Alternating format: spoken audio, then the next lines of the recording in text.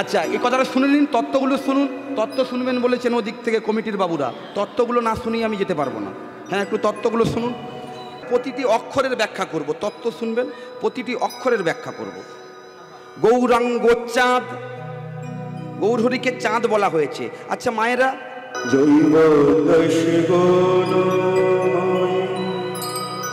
মম মায়া দুরতয়া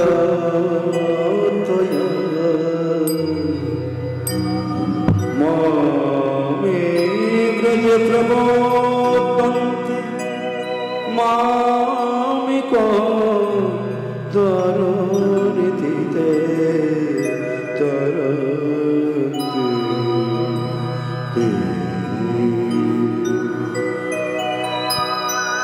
জয় নিতাই গৌর হরিবোল। উপস্থিত কৃষ্ণ অনুরাগী, গৌর অনুরাগী ভগবত ভক্তবৃন্দের চরণে আমি অধম কীর্তনিয়া বিষ্ণু গোপাল দাস অধিকারী এবং আমার ক্ষুদ্র সম্প্রদায়ের পক্ষ থেকে আপনাদের সকলের রাতুল চরণে রইল কোটি কোটি দণ্ডবোধ প্রণাম।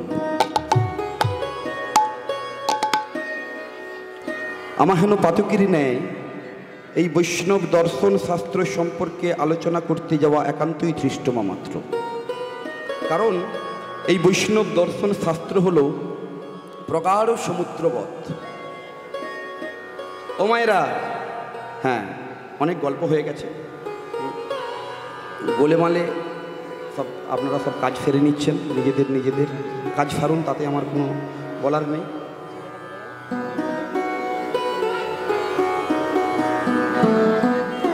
আপনারা কাজ সারুন, আমরা যখন গান বাজনা করবো আপনারা কাজ সেরে নেন, কথাগুলো একটু শুনে নিন। মায়েরা, ভারত মহাসাগর বা প্রশান্ত মহাসাগরের নাম শুনেছেন?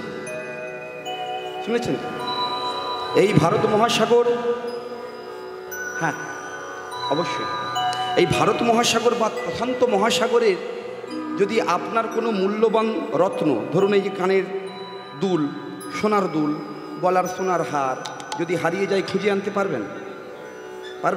পারবেন না। তেমনি এই বৈষ্ণব দর্শন শাস্ত্র হলো প্রগাঢ় সমুদ্রের ন্যায়। এই প্রগাঢ় সমুদ্রবৎ লীলার মধ্যে ভক্তিরূপ তত্ত্বরূপ রত্ন কোথায় কিভাবে লুকিয়ে আছে আমার মতো সম্পূর্ণ অনুপযুক্ত ডুবুরির পক্ষে অনুসন্ধান করা সম্ভব নয়। তত্রাচ কলিযুগ পাবন আমার গৌর সুন্দরের কৃপায়, আমার পিতামাতার আশীর্বাদে, আমার গুরু মহারাজের অশেষ অনুপ্রেরণায় এবং আপনাদের মতো ভক্তের কৃপায়। কারণ মা, এই ভক্ত কৃপা ছাড়া কিছুই সম্ভব নয়। এই ভক্ত পদ রজ অঙ্গে লেপন করার ইচ্ছা প্রকাশ করেছিলেন আমার প্রাণ গোবিন্দ। এই ভক্ত পদ রজতে প্রাণ গোবিন্দের মাথার শিরোপীড়াও পর্যন্ত সেরে গিয়েছে। এই ভক্ত চরণধুলি ছাড়া আমাদের কেন ভগবানেরও গতি নেই। তাই আপনাদের মতো ভক্তের কৃপায় কিছু হরিকথা, কৃষ্ণকথা, গৌর কথা বলতে সক্ষম হব। তাই এই ধন্য কলিযুগকে উপলক্ষ করে, এই মহতী হরিসভাকে উপলক্ষ করে আপনারা সকলে মিলে দু হাত তুলে বলুন, সকলে হাত তুলুন। শ্রী গুরু নিতাই গৌর প্রেমানন্দ হরি হরি বল, হরি বল,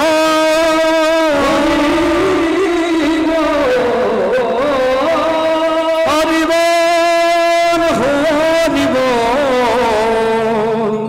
হরি বল।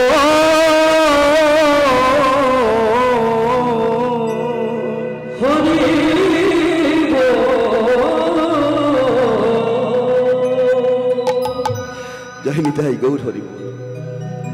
আজকের আমাদের আস্বাদনের বিষয়বস্তু এই দিকে দেখছেন, কমিটির ঘরে বসে আছেন বাবুরা, এই ওখান থেকে চিৎকার করে বলছে একটু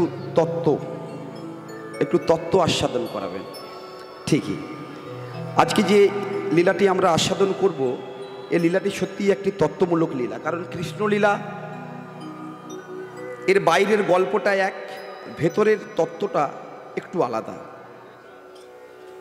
এই জন্য তত্ত্ব আস্বাদন করতে করতে আমরা লীলার শেষ করব। আপনারা মন দিয়ে একটু শ্রবণ করুন। আজকের আমাদের আস্বাদনের বিষয়বস্তু হলো শ্রী শ্রী গৌর গোবিন্দের দান লীলা।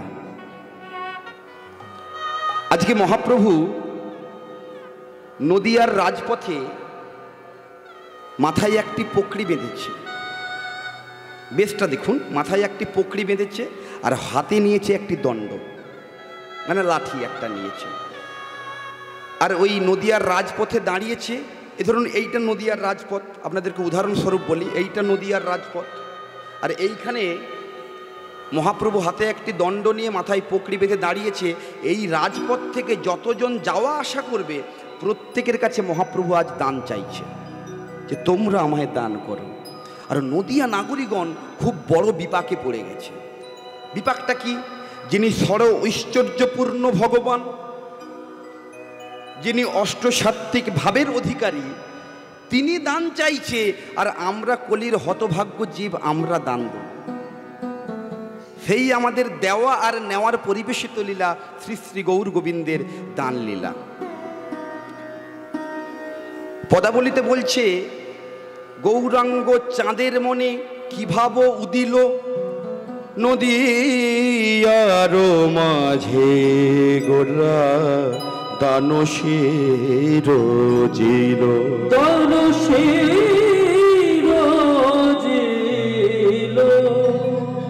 হ্যাঁ, এই পদাবলীর ভেতরেই তত্ত্ব লুকিয়ে আছে। কি বলছে? গৌরাঙ্গ চাঁদ। এই গৌরাঙ্গকে চেনেন? গৌরাঙ্গকে চেনেন? হ্যাঁ, যিনি দাপরের কৃষ্ণ এবং রাধা একই তনু মিলেমিশে হয়েছে গৌরাঙ্গ। কিরকম একটা প্রমাণ দিই ছোট্ট করে। ভগবান শ্রীকৃষ্ণচন্দ্র ছিলেন যদুবংশীয়, আর শ্রীমতী রাধারানী ছিলেন ভানুবংশীয়। কারণ বিশ্বভানু, সুভানু, চন্দ্রভানু, এদের প্রত্যেকের শেষে ভানুবংশ আছে। তাহলে একজন যদুবংশ, একজন ভানুবংশ। এই যদুকুল আর ভানুকুল একত্রে মিলেমিশে হয়েছে মিশ্রকুল। একত্রে মিলেমিশে হয়েছে মিশ্রকুল। জগন্নাথ মিশ্রের ছেলে নিমাই মিশ্র, নিমাই পণ্ডিত। দেখুন, নামের মধ্যেই লুকিয়ে আছে। আচ্ছা, এটা একটা প্রমাণ গেল। দ্বিতীয় প্রমাণ বলি। মহাপ্রভুর শুদ্ধ নাম কি জানেন? নিমাই পণ্ডিতের শুদ্ধ নাম কি জানেন? মানে দীক্ষা নেওয়ার পরে নিমাই পণ্ডিতের নামটা কি হয়েছিল জানেন? শ্রীকৃষ্ণ চৈতন্য মহাপ্রভু। শ্রীকৃষ্ণ চৈতন্য মহাপ্রভু। শ্রী কথার অর্থ কি? সুন্দর। অর্থাৎ শ্রীমতী রাধারানীকে উল্লেখ করা হচ্ছে। শ্রী কৃষ্ণ, নন্দের নন্দন কৃষ্ণ। একটা মায়েরা এই রোডে যখন গাড়ি চলে, গাড়িটা যখন রানিং অবস্থা থেকে বাঁয়ে নেবে তখন বাঁ দিকের একটা ইন্ডিকেটার দেয়, আবার যখন ডান দিকে যাবে তখন একটা ইন্ডিকেট করে, তাই না? করে তো, বাইক চালায় ইন্ডিকেট করে। তেমনি রাধাকৃষ্ণ মিলিত তনু যে শ্রী গৌরাঙ্গ, তারা নামের আগেই কিন্তু ইন্ডিকেট করছেন শ্রীকৃষ্ণ চৈতন্য মহাপ্রভু। দেখুন, নামের প্রথমেই ইন্ডিকেট করছে, আর সেই হলেন গৌর হরি। এবার গৌর হরিকে কেন চাঁদ বলা হলো? কারণ পদাবলিতে বলেছে না, প্রতিটি অক্ষরের ব্যাখ্যা করব। তত্ত্ব শুনবেন, প্রতিটি অক্ষরের ব্যাখ্যা করব। গৌরাঙ্গ চাঁদ, গৌর হরিকে চাঁদ বলা হয়েছে। আচ্ছা মায়েরা, চাঁদের গায়ে কলঙ্ক আছে? আছে কি নেই?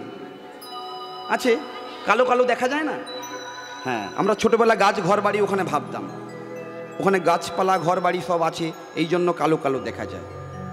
চাঁদের গায়ে কলঙ্ক আছে, কিন্তু আমার গৌর চাঁদের গায়ে কোনো কলঙ্ক নেই। চাঁদকে কারা ঘৃণা করে? অকর্মা ভূমি নিন্দন্তি চোরা নিন্দন্তি চন্দ্রিমা, ভীষ্মা পুত্র নিন্দন্তি বারি নিন্দন্তি রোগিণা। অকর্মা ভূমি নিন্দন্তি, অর্থাৎ যিনি অকর্মা হয়, মানে যিনি কাজবাজ করতে পারে না, তিনি কিন্তু ভূমিকে নিন্দা করে। যে চাষবাস করতে পারে সে কিন্তু জমিকে বেশি ভালোবাসে, তাই না? কিন্তু যে কাজবাজ করতে পারে না সে কিন্তু ভূমিকে নিন্দা করে। সে বাড়ি করবে, সে অন্য কিছুর প্রতি আকৃষ্ট, কিন্তু জায়গার প্রতি আকৃষ্ট নয়। কি মায়েরা, তাই তো? অকর্মা ভূমি নিন্দন্তি চোরা নিন্দন্তি চন্দ্রিমা। চোর কাকে বেশি নিন্দা করে? চন্দ্রিমাকে। কারণ ধরা পড়ে যাওয়ার ভয় আছে। রাতের অন্ধকারে চুরি করার পরে ধরা পড়ে যাওয়ার ভয় আছে। এইবারে কি বলছে? ভীষ্মা পুত্র নিন্দন্তি। যারা পতিতালয়ে থাকে তারা কিন্তু পুত্রকে ঘৃণা করে। ভীষ্মা পুত্র নিন্দন্তি বারি নিন্দন্তি রোগিনাং। যারা দীর্ঘদিন জ্বর থেকে উঠেছে তাদের মুখে কিন্তু জলটাও তিতা লাগে, জলটাও ভালো লাগে না। তেমনি এই গৌরহরিকে কারা ঘৃণা করে? যারা গৌরহরির নাম যারা পছন্দ করতে পারতেন না। তৎকালীন সময়ের ব্রাহ্মণ সমাজ গৌরহরিকে মেনে নিতে পারেনি। কারণ তৎকালীন দিনে একটা এমনই প্রথা ছিল মা, ব্রাহ্মণ ছাড়া আর বাকি যতগুলো জাত আছে এই কোনো জাতি কিন্তু ব্রাহ্মণের অঙ্গ স্পর্শের কাছাকাছি আসতে পারবে না। ছায়া যদি মারিয়ে ফেলে ব্রাহ্মণকে স্নান করতে হতো গঙ্গায় গিয়ে, এমন দিন ছিল। আজকে ভেবে দেখুন মা, এখানে কি সকলেই কি একই জাতির মানুষ আছেন? ভেবে দেখুন তো, সকলে কি একই জাতির মানুষ আছেন? ব্রাহ্মণ, ক্ষত্রিয়, বৈশ্য, শূদ্র, হাঁড়ি, মুচি, ডোম, চণ্ডাল, কেওড়া, প্রত্যেকে দেখুন একই চটে বসে গায়ে গা ঠেকছে, তাও আপনারা বসে আছেন। এটা কার করুণা বলুন তো? আমার মহাপ্রভুর করুণা। তাহলে গৌরাঙ্গ চাঁদের মনে কি ভাব উঠিল? মহাপ্রভুর কটা ভাব? 8টা ভাব। কি কি? অশ্রুকম্প, পুলক শ্বেত, কুর্ম স্তম্ভ, বৈবর্ণ এবং স্বরভঙ্গ, এই 8টা ভাবের অধিকারী। কিন্তু আজকে মহাপ্রভুর এই 8টা ভাবের মধ্যে ভাবিত নয়, আজকে আলাদা ভাবে ভাবিত, রাধা ভাবে ভাবিত। গৌরাঙ্গ চাঁদের মনে কি ভাব উদিল? নদীয়ার মাঝে গোরা দান ও শিরজিল। এই দান, আজকের লীলার বিষয় নাম কি বললাম? দান লীলা। মনে রাখবেন এই দান কথাটির আক্ষরিক অর্থ কি? হ্যাঁ, ফোনে পরে কথা, এই সময় চলে গেলে আর আসবে না। হ্যাঁ, ফোনে পরে কথা, এই সময় চলে গেলে আর আসবে না। প্রতিদিন এখানে হরিনাম হয় না। কথাগুলো মন দিয়ে একটু শুনুন। আমি যেটুকু সময় থাকবো, আমি সময় কিন্তু কোনো অপচয় করছি না। টাইম মাইক সেট করতে গিয়ে সময় অপচয় টচয় করছি না আপনাদের জন্যই, আপনাদেরকে কিছু শোনাবো বলে। কিন্তু আপনারা দেখছি কে ফোনে কথা বলছে, কে গল্প করছে, এগুলো করবেন না, অনুরোধ। হ্যাঁ, দান কথাটির আক্ষরিক অর্থ কি? যেটাকে আমরা কর বলি। তৎকালীন সময়ে রাজা রাজরাদের সময়ে তখন কর আদায় করা হতো, বাড়ি বাড়ি গিয়ে কর আদায় করা হতো না, যেটাকে খাজনা বলি, তাই না? কিন্তু আজকে মহাপ্রভু সেই কর আদায় করতে লেগেছে। আহা হা, মহাপ্রভু আজকে কর আদায় করতে লেগেছে। অর্থাৎ ইংরেজিতে যেটাকে যেই করকে আমরা ইংরেজিতে এখন বলি ট্যাক্স, বা বর্তমান আরেকটু অত্যাধুনিক হয়ে যেটাকে নাম দেওয়া হয়েছে জিএসটি। জিএসটি বলি না, জিএসটি দিতে হবে। একটা কোনো কিছু কিনতে গেলেই, এই কিবোর্ডটা কিনে এনেছি, আমাকে জিএসটি দিতে হয়েছে 20% জিএসটি দিতে হয়। কিন্তু মহাপ্রভুও জিএসটি নেওয়ার জন্য বসে আছে। আজকে যেন মহাপ্রভু ট্যাক্স অফিসার হয়ে দাঁড়িয়েছে, নদিয়ার রাজপথে দাঁড়িয়ে প্রত্যেকের কাছে দান চাইছে। নদিয়ার নাগরিকগণ বুঝতে পারছে না। মায়েরা, একটা যদি আপনি বিস্কুট প্যাকেট কিনতে যান, সেখানে কিন্তু আপনাকে ট্যাক্স দিতে হয়। দেখবেন বিস্কুট প্যাকেটের গায়ে লেখা থাকে ইনক্লুডিং ট্যাক্স অফ 50 পয়সা, কি 1 টাকা 2 টাকা বিস্কুটের গায়ে। একটা জলের বোতলও যদি কিনতে যান, সেখানে আপনাদেরকে ট্যাক্স দিতে হয়। আর যারা, এটা তো পঞ্চায়েত এলাকা নাকি? এটা পঞ্চায়েত এলাকা তো না পৌরসভা? পঞ্চায়েত এলাকা। এই পঞ্চায়েত এলাকাতে যারা বসবাস করেন, আপনারা প্রত্যেকেই জানেন যে পঞ্চায়েত এলাকাতে ঘর বাড়ি তৈরি করতে গেলে আমাদেরকে বছরের শেষে একটা ট্যাক্স দিতে হয়, অঞ্চল অফিসে গিয়ে জমা দিতে হয়, বা অঞ্চল অফিস থেকে একজন এসে কালেক্ট করে নিয়ে যায়। 112 টাকা বা 125 টাকা এরকম একটা আর্থিক নেয় ওরা। তাহলে এই পঞ্চায়েত এলাকায় বাস করে সরকারকে আমরা ট্যাক্স দিই, ঘর বাড়ি বানাতে গেলে সরকারকে আমরা ট্যাক্স দিই। কিন্তু ভক্তমণ্ডলী, ভক্তিমতী মা, আপনারা একবার কি ভেবে দেখেছেন যে এত সুন্দর দেহ বাড়িটা যে আমরা পেয়েছি ভগবানের দেওয়া, ভগবানকে একবার ট্যাক্স দিতে হবে? একবারও কি আমরা কেউ ভেবে দেখেছি? আমি এই গত কিছুদিন আগে একটা আসরে গিয়েছিলাম। সেখানে গিয়ে একজন বাবা আমাকে প্রশ্ন করলো, বাবা তুমি যে বলছো দেহটা যে ঘর, তা সেটা আগে প্রমাণ করো। বাবা, সেটা প্রমাণ করতে বেশি সময় লাগবে না।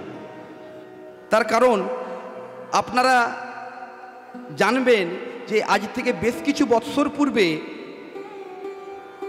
লালন ফকির বলে একজন কবিয়াল ছিলেন, যিনি এই বাংলার মানুষের জন্য, তিনি মুসলমান হলেও আমাদের প্রত্যেকটা জাগতিক জীবের জন্য একটা সুন্দর তিনি গান রচনা করেছিলেন। দেহটা যে ঘর, সেই ঘরটা প্রমাণ দেওয়ার জন্য তিনি বললেন, আট কুঠুরি নয় দরজাটা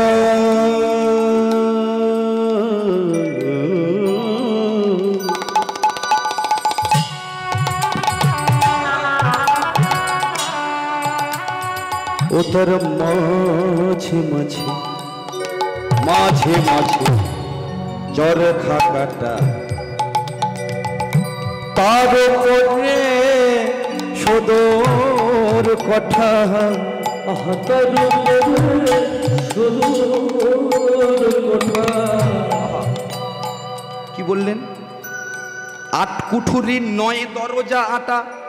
এখানে যদি কোনো ডাক্তারবাবু থেকে থাকেন, আপনারা জানবেন এই হৃদয়ের মধ্যে আমাদের 8টা কুঠুরি আছে। কীরকম? একটা ঘর তৈরি হয়, একটা ঘরে দেখবেন 4টা রুম, একটা ল্যাট্রিন, একটা বাথরুম, একটা কিচেন, একটা ডাইনিং রুম থাকে না? এই সব কিছুর সমষ্টিগত একটা ঘর, তাই না? তেমনি আমার দেহের মধ্যেও 8টা কুঠুরি রয়েছে। কোনো ডাক্তারবাবু যদি থাকেন, ডাক্তারবাবুকে জিজ্ঞাসা করে দেখবেন দেহের মধ্যে, আমাদের বক্ষের মধ্যে 8টা কুঠুরি রয়েছে। 9 দরজা আটা। 9টা দরজা কোথায়? 2টো নয়ন, 2টো নাসিকা, 2টো কর্ণ, কটা হলো? 6টা বদন, গুহ্য এবং লিঙ্গ। 9 দরজা আটা। তার ওপরে সদর কোঠা। সদর কোঠাটা কোনটা? বাড়িতে যদি কেউ আসে, সর্বপ্রথম তাকে কোথায় বসতে দেন? ঘরের ভেতরে নিয়ে যান না রান্নাঘরে নিয়ে যান? কোথায় নিয়ে যান? কথা বলতে হবে। ফোনে কথা বলার বলে সময় আছে, কথা তো বলতে হবে নাকি? কোথায় নিয়ে যান? ডাইনিং রুমে বসান বা বৈঠকখানাতে বসান, তাই না? বাংলায় বলি আমরা, বৈঠকখানাতে বসান। তেমনি আপনার পায়ে যদি একটা কাঁটা বিঁধে যায়, কে জানতে পারে? পা। কে জান? এই তো দেখেছো কত সুন্দর, দেখো আমার হৃদয়টা ভর্তি হয়ে গেল ওকে দেখে। ও জানতে পেরেছে। দেখুন, আপনার পায়ে যদি কাঁটা বেঁধে, কে আগে জানতে পারে? এটা আগে জানতে পারে। এ জানতে পারলে মুখ থেকে উচ্চারণ হয়, পায়ে একটা কাঁটা বিঁধেছে। তাহলে কে আগে জানতে পারে? তার উপরে সদর কথা, সদর কথা। আয়না মহল তাই কেমনে আসে যায়, দেখো খাঁচার ভেতর অচিন পাখি কেমনে আসে যায়। দেখো খাঁচার ভিতর অচিন পাখি কেমনে আসে যায়। দেখো খাঁচার ভিতর অচিন পাখি কেমনে আসে যায়। মনে তুই রইলি, মনে তুই রইলি, মনে তুই রইলি, দেহ খাঁচারি আসে।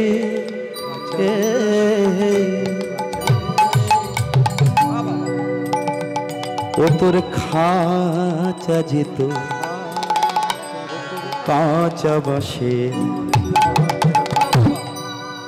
কি বললেন লালন ফকির? মন তুই রইলি, দেহ খাঁচার আসে। এই গানটা দেখবেন বাবা, আপনারা এখানে যে কজন ভক্ত আছেন, এই কজন ভক্তের মধ্যে 95% মানুষ এই গানটা শুনেছেন আপনারা।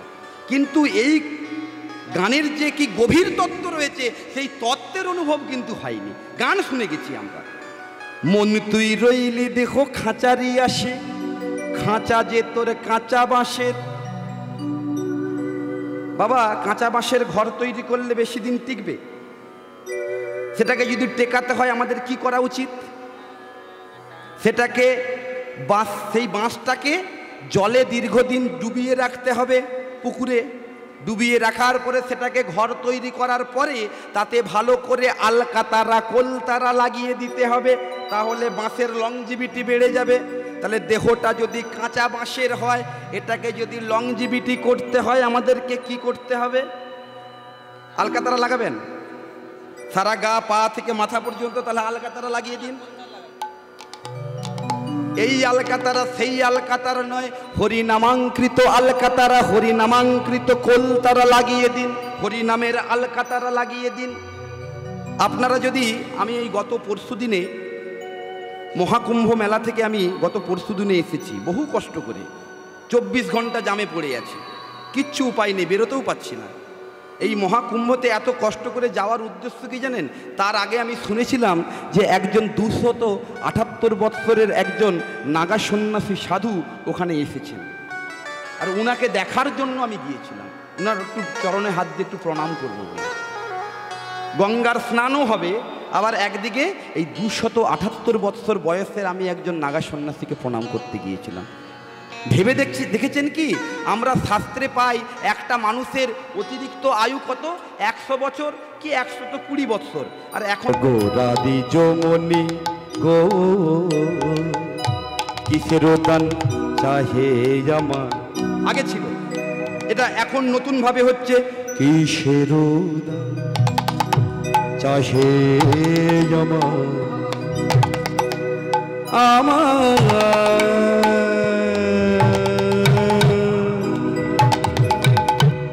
গোরাদি যমনি গো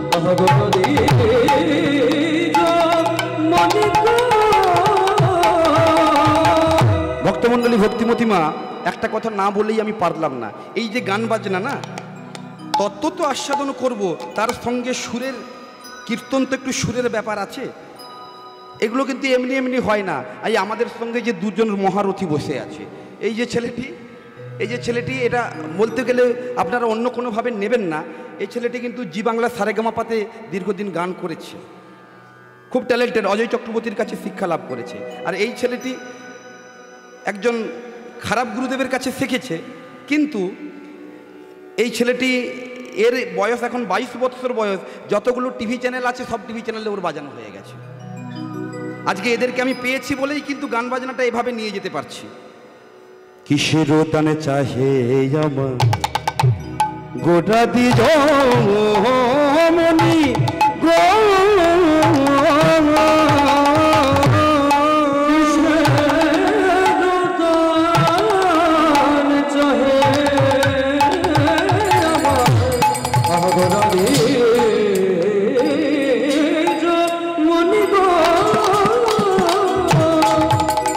বেত্র দিয়া বেত্র দিয়া বেত্র দিয়া আগুলিয়া রাখো এ তরুণী গো, বেত্র দিয়া আগুলিয়া রাখো এই তরুণী গো, রাখো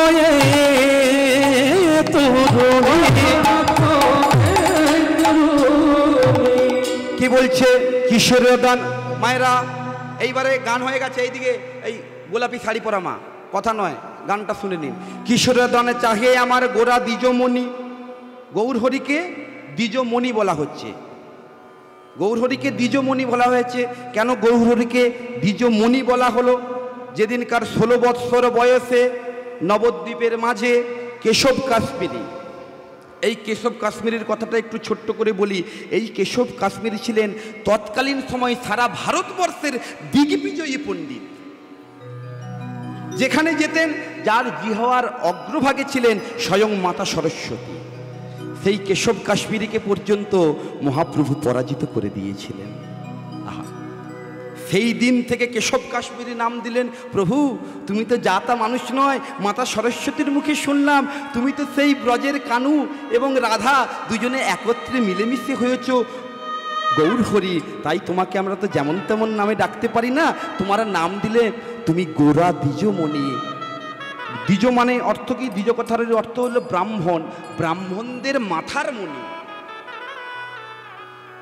তাহলে কিসের দানে চাহে আমার গোরা দ্বিজমণি, বেত্র দিয়া আগুলিয়া রাখো এ তরণী। ও মা, এইবারে একটু কথা বলেন, মহাপ্রভুর ছবি দেখেছেন? দেখেছেন?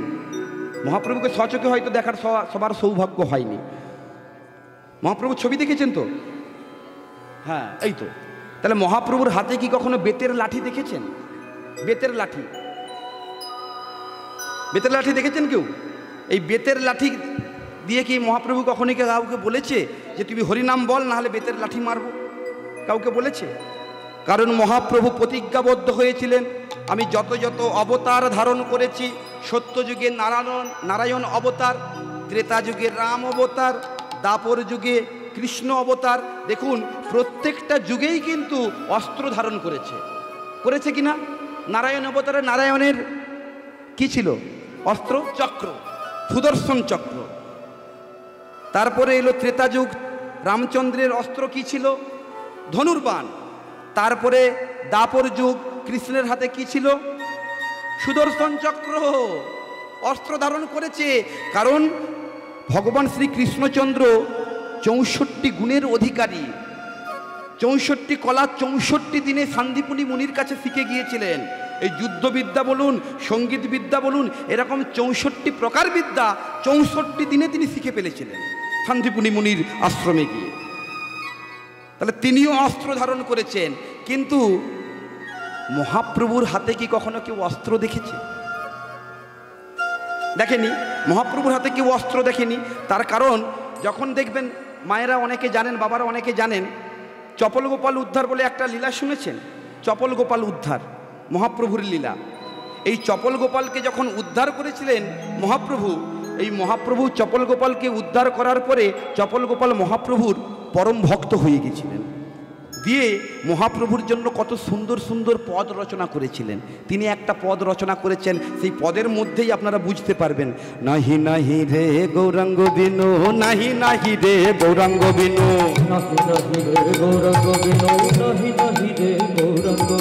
নাহি নাহি রে গৌরাঙ্গ বিনু, দয়ার ঠাকুর আর নাহি রে।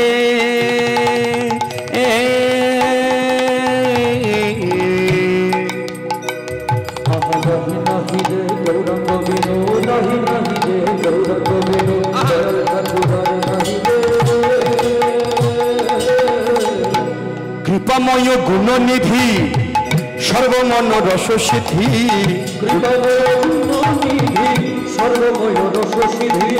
পূর্ণ পূর্ণ পূর্ণ পূর্ণ পূর্ণ অবতার, রামাদি অবতারে ক্রোধে নানা অস্ত্র ধরে,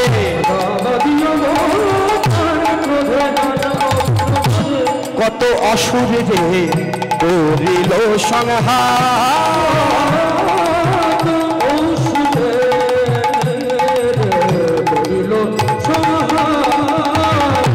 এবে অস্ত্র না ধরিলা, কারো প্রাণের নাম মারিলা, এবে অস্ত্র না ধরিলা, কারো প্রাণের নাম মারিলা,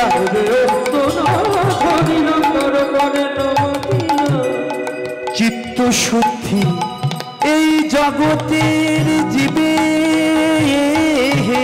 চিত্ত শুদ্ধি করালো সবাকার, করালো সবাকার, করালো সবাকার, করালো সবাকার।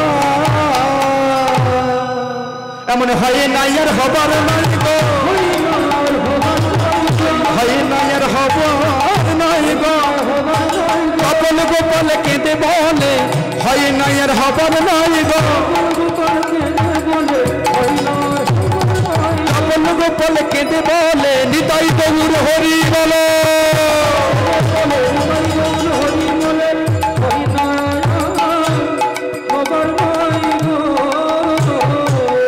তাহলে কি বলল পদে? রাম আদি অবতারে ক্রোধে নানা অস্ত্র ধরে, কত অসুরে করিল সংহার, এবে অস্ত্র না ধরিলা, কারো প্রাণে না মারিলা, চিত্ত শুদ্ধি করালো সবাকার, এমন অবতার আর হয়েছে?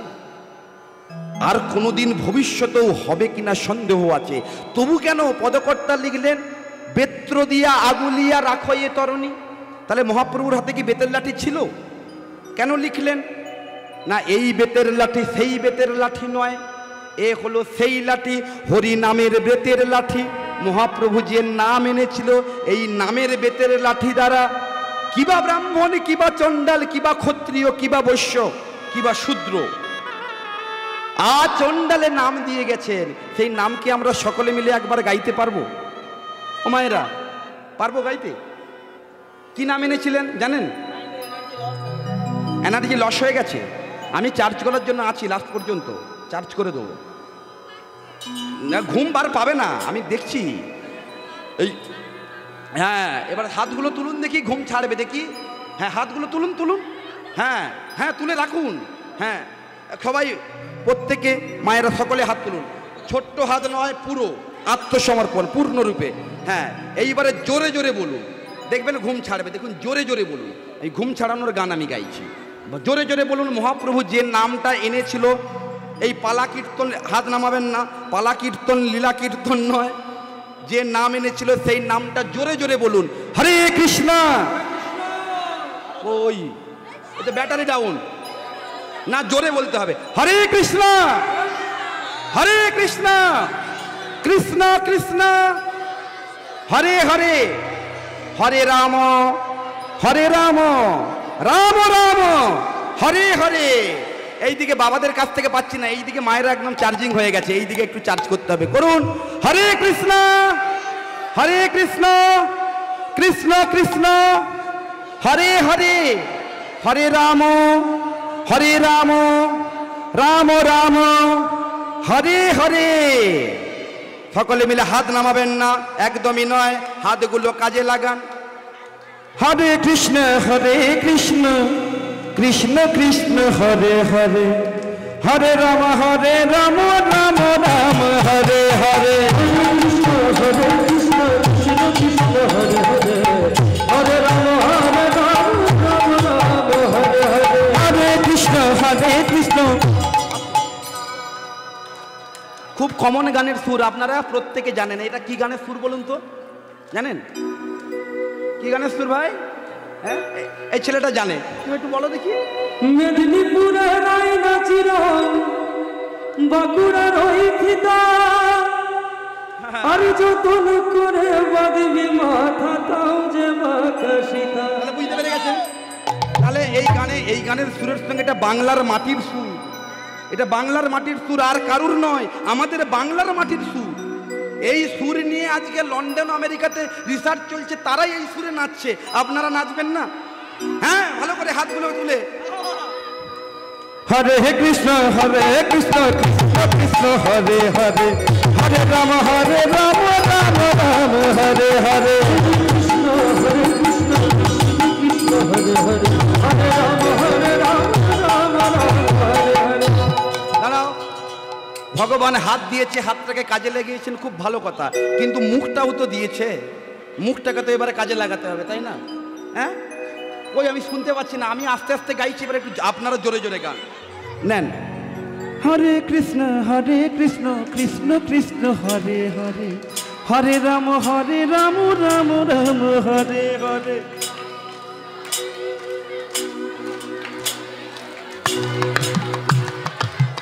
বাহ, আবার হোক। এই তো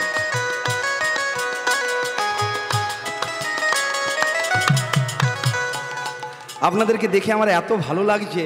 যদি পরের বছর যদি কোনো কারণে যদি ভগবানের কৃপায় আর কমিটির কৃপায় আর আপনাদের কৃপায় যদি আসতে পারে, আমি এদেরকে কিন্তু নিয়ে আসবো না, আপনারাই কীর্তন করে দেবেন আমাদের সঙ্গে, তাতেই হবে। হরে কৃষ্ণ কৃষ্ণ কৃষ্ণ হরে হরে, হরে রাম রাম রাম হরে হরে। কৃষ্ণ কৃষ্ণ কৃষ্ণ কৃষ্ণ হরে হরে, হরে রাম রাম রাম হরে হরে। হরে কৃষ্ণ হরে কৃষ্ণ কৃষ্ণ কৃষ্ণ হরে হরে হরে রাম রাম রাম হরে হরে হরে কৃষ্ণ কৃষ্ণ কৃষ্ণ হরে হরে হরে রাম রাম রাম হরে হরে হরে কৃষ্ণ কৃষ্ণ কৃষ্ণ হরে হরে হরে রাম রাম রাম হরে হরে হরে কৃষ্ণ কৃষ্ণ কৃষ্ণ হরে হরে হরে রাম হরে কৃষ্ণ কৃষ্ণ কৃষ্ণ হরে হরে হরে রাম রাম রাম হরে হরে হরে কৃষ্ণ কৃষ্ণ কৃষ্ণ হরে হরে হরে রাম রাম হরে হরে হরে কৃষ্ণ কৃষ্ণ কৃষ্ণ হরে হরে বিদায় গৌর প্রেমানন্দে হরি বল।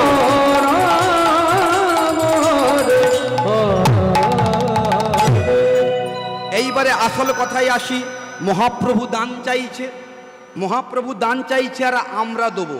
যিনি সর্বৈশ্বর্যপূর্ণ ভগবান, সর্বৈশ্বর্য কি তত্ত্বগুলো শুনুন। এই মাঝে মাঝে আমি দেবো, বসে যাও এবারে, মাঝে মাঝে আমি দেবো, চিন্তা নেই, হ্যাঁ হবে। এই তত্ত্বগুলো শুনুন। যিনি সর্বৈশ্বর্যপূর্ণ ভগবান, সর্বৈশ্বর্যটা কি? ঐশ্বর্য, বীর্য, যশ, শ্রী, জ্ঞান এবং বৈরাগ্য। এমন একটি বিশ্ব ব্রহ্মাণ্ডের মতো কোটি কোটি বিশ্ব ব্রহ্মাণ্ডের মালিক আমার গৌর সুন্দর। ঐশ্বর্য, বীর্য কি? বীর্য কথাটির অর্থ হলো বীরত্ব। বীরত্বকে চার ভাগে ভাগ করা হয়েছে: মল্লবীর, ধর্মবীর, কর্মবীর, দানবীর।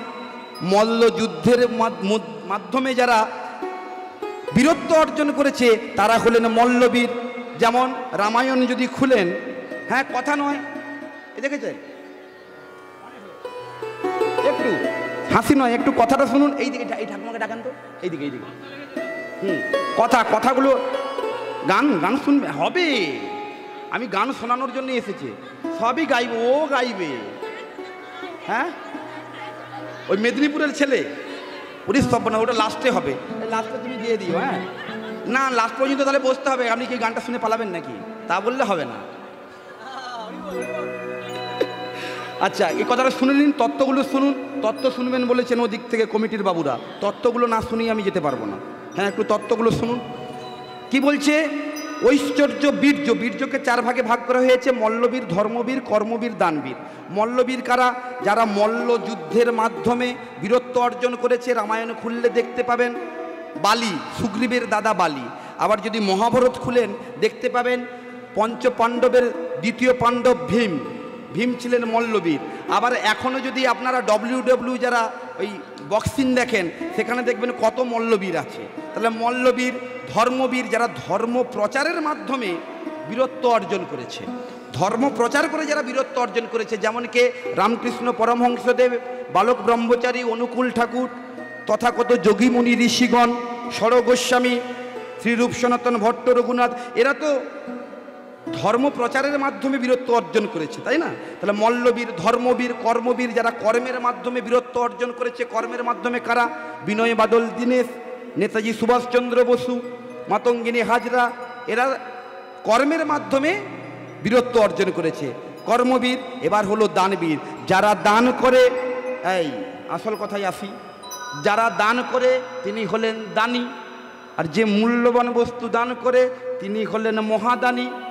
আর এমন কোনো বস্তু ইতিপূর্বে কেউ কখনো দান করেনি, তিনি হলেন বদান্য শিরোমণি আমার গৌর সুন্দর। দেখুন, এই দান করার জন্য দেখবেন এই এত সুন্দর একটা হরিসভা পরিচালনা হচ্ছে। দেখবেন এই কথাগুলো আমরা শুনতে পাই। এগুলো আমি নিজেই 3টে হরিসভা চালাই, আমি নিজে 3টে হরিসভা চালাই। এই 3টে হরিসভার আমিও কিন্তু ভিক্ষা করতে যাই। আপনারা এই কমিটির বাবুরা যেমন ভিক্ষা করতে যায়, এরকম অফিসে বসে থাকে, কালেক্ট করে, আমিও যাই ভক্তদের দ্বারে দ্বারে। হ্যাঁ, সেখান থেকে একটা উপলব্ধি হয়েছে জানেন। এই গত জন্মাষ্টমীর কথা, গত 2-3 বছর আগের কথা। জন্মাষ্টমীর দিনে ছেলেরা কৃষ্ণ পূজা করবে, সেই কারণে চাঁদা চাইতে গেছে। কোটি কোটি টাকা আছে, টাকা থাকলে তো মন থাকে না, না? টাকা থাকলে কি মন থাকে? তা ওই ছেলেগুলো চাঁদা চাইতে গেছে। সেখানে গিয়ে দেখলো যে বাবুর তো 40খানা মতো নারকেল গাছ আছে, আর জন্মাষ্টমীর দিন নারকেলের নাড়ু তৈরি হয়। তার লোকটা কিন্তু মারাত্মক আকারের কৃপণ, মারাত্মক আকারের কৃপণ একদম, মানে হাত থেকে জলটা পর্যন্ত গলে না। আর সেই লোকের কাছে এরা তো জানে না, সাদা মনে এদের কাদা নেই। এরা গিয়ে বলেছে, বাবা তোমাকে কিছু চাঁদাপত্র বেশি কিছু দিতে হবে না, তুমি কিছু নারকেল দাও, সেটা হলে আমাদের গোবিন্দের জন্য নাড়ুটা কিছুটা হয়ে যাবে। লো দেখুন প্যাঁচের তলে প্যাঁচটা দেখুন, নারকেল চাইছো, বাবা কত নারকেল নেবে? বৌমা দেখুন এইদিকে দেখেছেন, হ্যাঁ নারকেল চাইছে। নারকেল যখন চাইলো এরা এদের ভাবটা দেখুন, মানে যে বাড়িতে গেছে, বৌমা এ ছেলেগুলো এসছে, সব নারকেলগুলো দিয়ে দাও তো।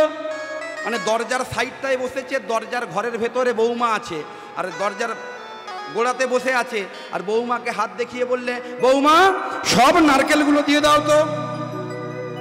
কি দেখালো? ইঙ্গিতে পণ্ডিত বুঝে মূর্খ বুঝে কিলে, সব নারকেলগুলো দিয়ে দাও। বৌমা আরেকটা কথা, ছেলেগুলো এসছে কৃষ্ণ পূজা করবে, সব ভালো ভালো নারকেলগুলো দেবে, একটাও কিন্তু খারাপ দেবে না। কি দেখাচ্ছে?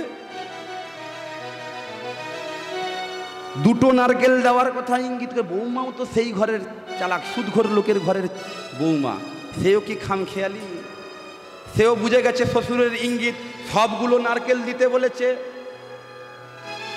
আর কিরকম দেখালো? ভালো নারকেলগুলো দাও। কিরকম? মানে যেগুলো টেরা বাঁকা সেইগুলোই দাও, দুটো নারকেল দেবে, টেরা বাঁকাগুলোই দেবে, ভালো নারকেল দেবে না।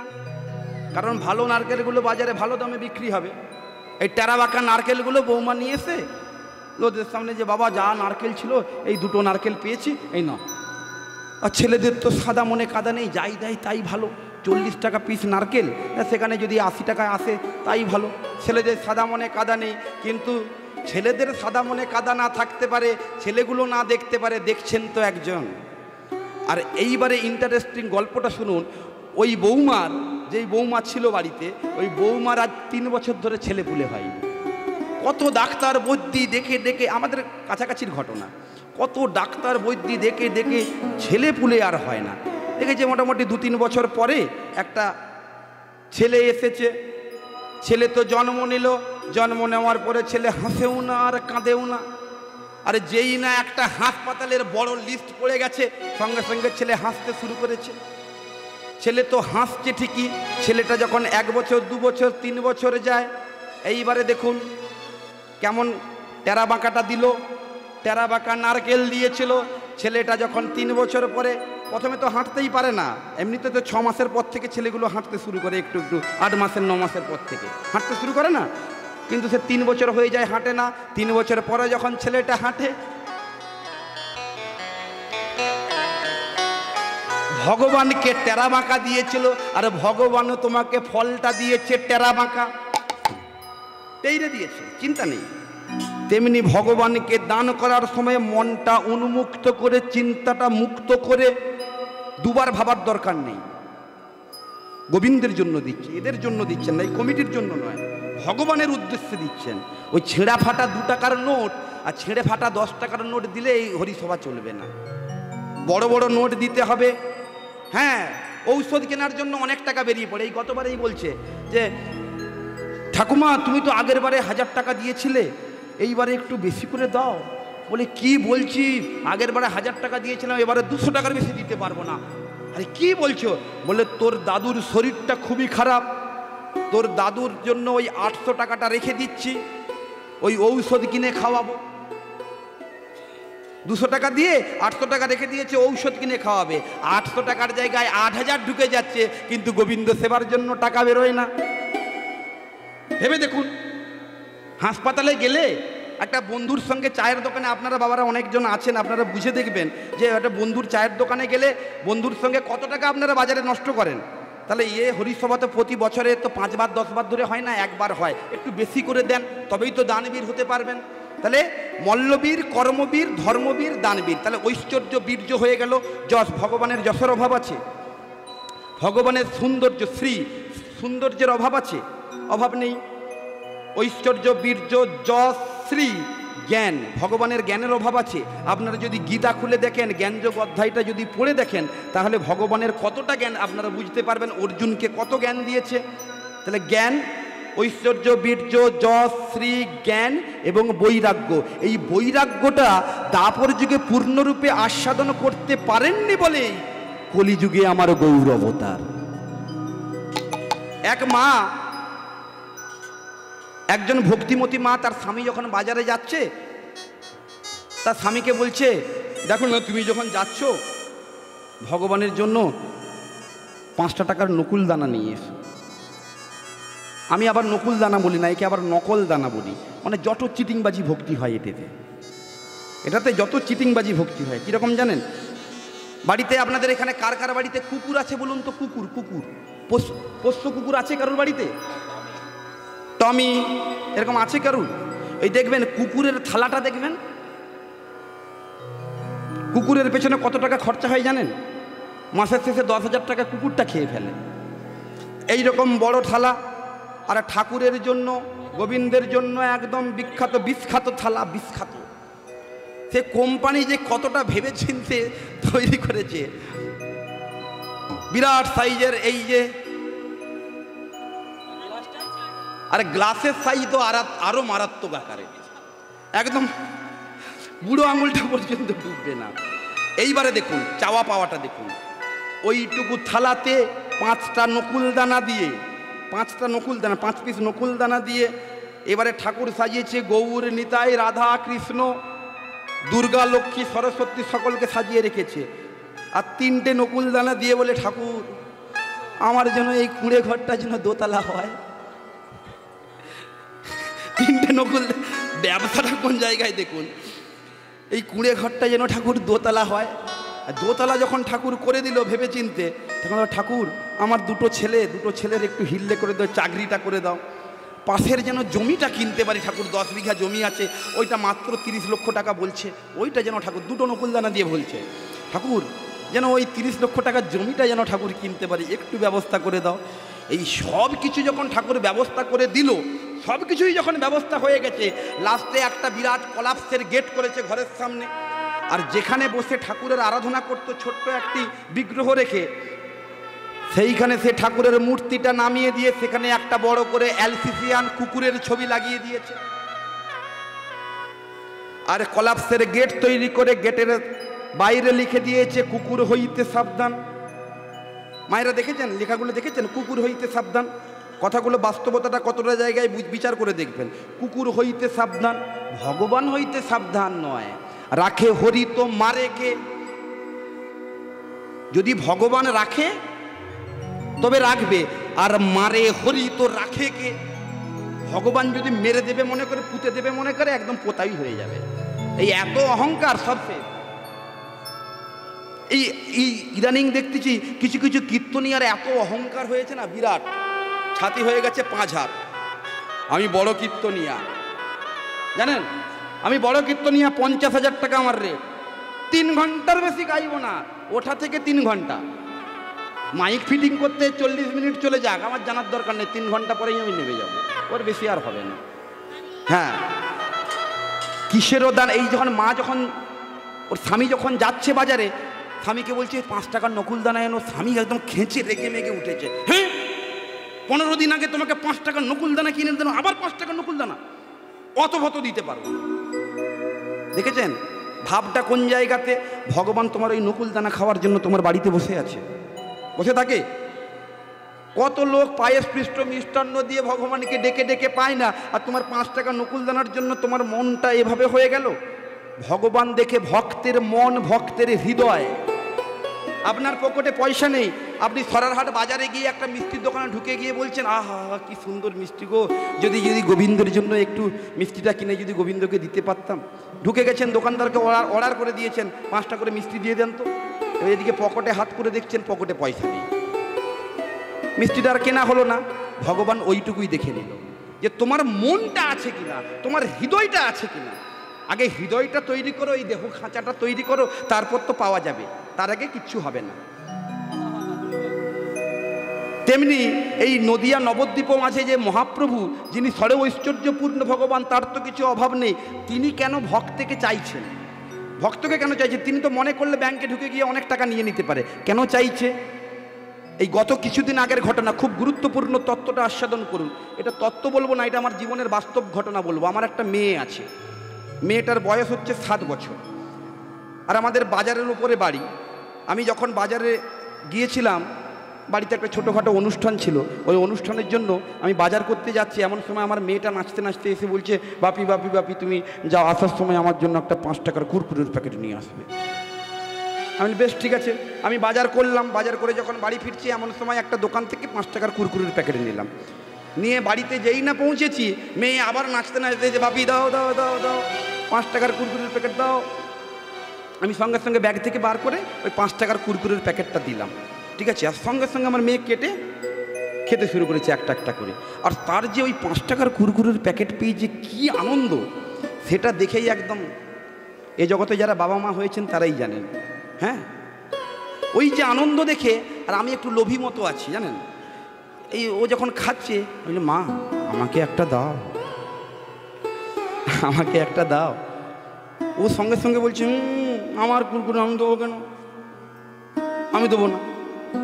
বাপি ওর ভেতরে অনেকগুলো কুরকুরে থাকে, আমাকে এক পিস ছোট দেখে দাও। বলছে না আমার পিস। দেখুন, যত সময় আমার কাছে ছিল তত সময় ছিল আমার, এখন মেয়ের হাতে দিয়েছি, এখন হয়ে গেছে মেয়ের। ছুটিলে হাতের স্বর নাচে নে আপন পর। বৃদ্ধ বয়স হয়ে যাচ্ছে, দেখা যাচ্ছেন 40 বছর বয়সে ছেলে মেয়েকে সব জায়গা জমি রেস্টি করে দিয়েছেন, তাহলে ভাতের আশা করবেন না। যত সময় আপনার কাছে স্বর আছে তত সময় ভাত পাবেন, স্বর ছাড়া হয়ে গেলে লাত পাবেন, ভাত আর জুটবেন। ছুটিলে হাতের স্বর নাচে নে আপন পর। আমি ছেলেটাকে মেয়েকে বললাম, মেয়ে মা গো একটা দাও, একটা দাও। আমার বাবা এসে বলে, আমার বাবা একজন কীর্তনিয়া, এই আসরে হয়তো কমিটির বাবুরা চেয়েছিলেন বাবাকে আনার জন্য, কিন্তু আমার বাবার আজকে ডানকুনিতে প্রোগ্রাম থাকার জন্য বাবা আসতে পারেননি। আমার বাবা গিয়ে বলছে, কচি দিয়ে দাও, দাদু ভাই দিয়ে দাও, বাবি একটু চাইছে দাও। না আমি দেবো না। ওর মা এসে বলছে একটু বাবাকে দাও, না দেবো না। আমার বাবা বলছে, এখন তুমি তোমার বাবাকে যত বেশি বেশি করে দেবে, ভবিষ্যতে তত বেশি বেশি করে পাবে। তার কারণ কি, আমি তো এখন 5 টাকার কুরকুরের মধ্যে একটা ছোট্ট দানা চেয়েছি, কিন্তু ওই মেয়েটা যখন 18 বছর 20 বছর বয়স হবে, ওর পেছনে কত খরচ, কত খরচ মায়েরা হিসাব করেছেন কখনো? তাহলে এখন যত বেশি বেশি করে দেবেন তত বেশি বেশি করে পাবেন। তারপরে আমার মেয়ে বলছে, হ্যাঁ আমি গোটাটা দেবো না, আমি একটু ভেঙে দেবো। আমি মা তুই তাই দে, ভাঙাটাই তোর খাওয়াটাই একটুখানি দে, তাই খাই। আমি ওইটা খেয়ে একটা ভিতরে একটা আলাদা শান্তি অনুভব করলাম। এ জগতে যারা বাবা হয়েছেন তারাই জানবেন। আচ্ছা আপনারা বলুন, আমি কি মনে করলে ওই রকম 5 টাকার প্যাকেট বাজারে গিয়ে আরও 10টা কিনে নিয়ে খেতে পারতাম না? পারতাম নাকি? পারতাম। কিন্তু ওই বাজারের কিনে আনা খাওয়া আর মেয়ের আধখানা খাওয়া, কুরকুরে খাওয়া, দুটোর মধ্যে এ জগতে যারা পিতামাতা হয়েছেন তারাই জানবেন এটাতে কতটা শান্তি আছে। তেমনি হলেন এই জগৎ সংসারের পিতা। ভগবান আমাদের কোনো কিছু অপূর্ণ রাখেননি, ভগবান আমাদেরকে দিয়ে ভগবান চাইছে।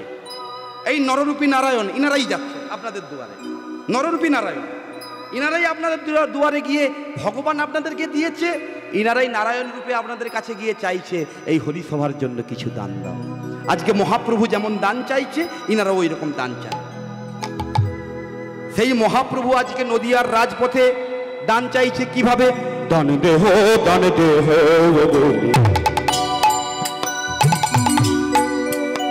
আমার আমার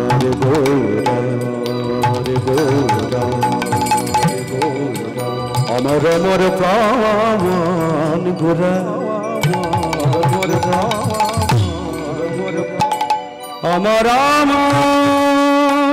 আমার ভবীর নিধি গোরা নিধি গোরা নিধি আমার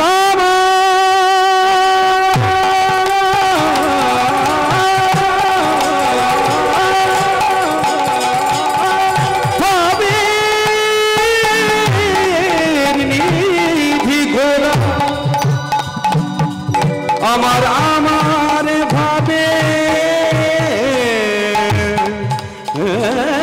নিধি গোরা আমার আমার ভাবের নিধি গোরা আমার আমার ভাবের নিধি গোরা আনন্দ হোগা বলে আমার গোরা ঘন ডাকে নদিয়া নাগরী সব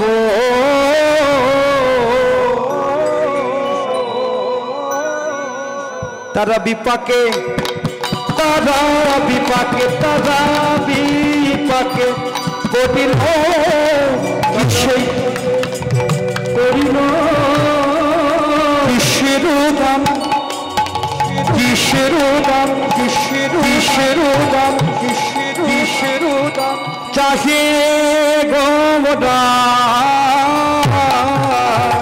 বিপাকে করিল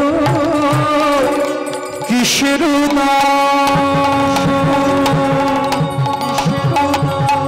চাহে আমার